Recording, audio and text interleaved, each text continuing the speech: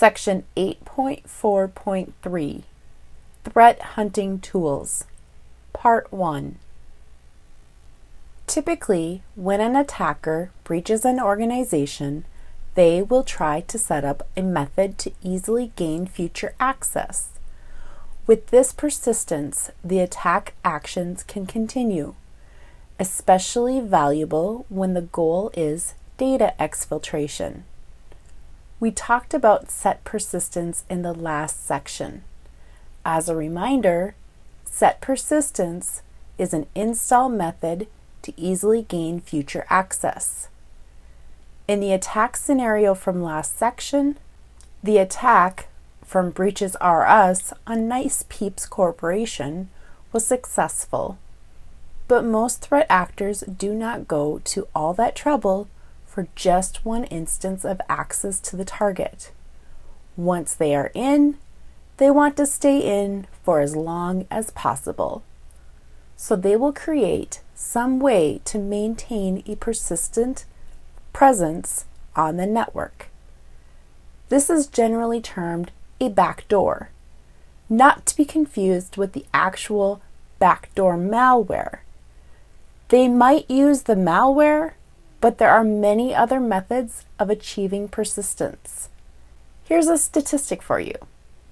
The IBM Cost of a Data Breach report reported that in 2022, it took an average of 277 days for a breach to be detected, which means that if a breach occurred on January 1st, it would take until October 4th of that year to identify and contain the breach. The Backdoors and Breaches card game uses the same style of gameplay as Dungeons & Dragons, but with a cybersecurity environment.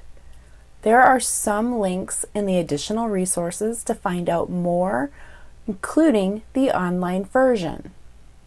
The game was created as a learning resource by Black Hills Information Security and is free.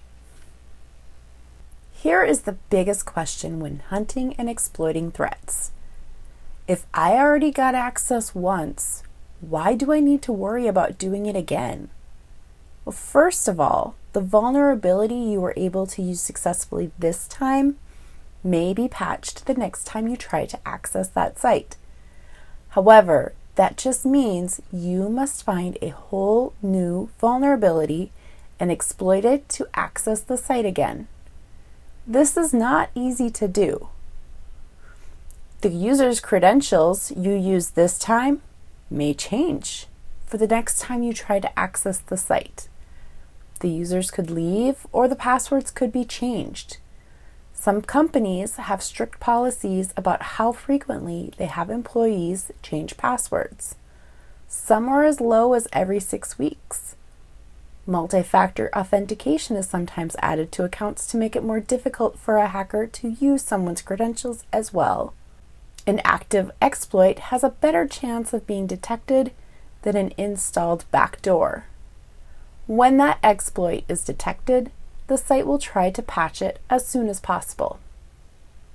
This is why attackers will install set persistence on exploited machines. They do this by adding a new user with privileges, a backdoor script that runs when a user logs in, or firmware malware on hardware like network cards or video cards. These are just a few of many methods for setting persistence. Defenders are constantly playing whack-a-mole while attackers keep finding new ways to exploit and persist in the network. I'm pretty sure there is a process installed for persistence, but how do I find it, stop it, and delete it? There are many network-based security tools, but it is useful to have key threat hunting tools installed locally. Windows has several built-in tools that come with the operating system by default. They include Event Viewer, where you see the logs of all device activity, including logins, file access, and hardware changes. NetStat, which monitors connections to see if there is a listening process, or Task Manager, which checks which applications and processes are started by each user account. These are the most useful in an initial check of a computer, whether it is for cybersecurity or for troubleshooting. All the SYS International suite can be downloaded to run locally on the PC or from a USB, but they also run online from the SYS International's live site. The tools are immensely useful, not only for cybersecurity, but for troubleshooting and repair. This suite is highly recommended if you are the person who is the go-to techie for their friends and family. Autoruns is useful because so many programs, especially threats, install themselves without you knowing and start up in the background on boot up or login of specific users. Process Explorer is known as Task Manager on steroids, and it is possible to replace Task Manager with Process Explorer. VirusTotal is where people look up a file hash to see whether it has been previously assessed by anti-malware companies. They do not always agree on which files are threats, so VirusTotal shows you a score for that file. For instance, 75/90 score means 90 anti-malware companies have assessed that specific file, and 75 identified it as a threat. There's even more details when you click on the score.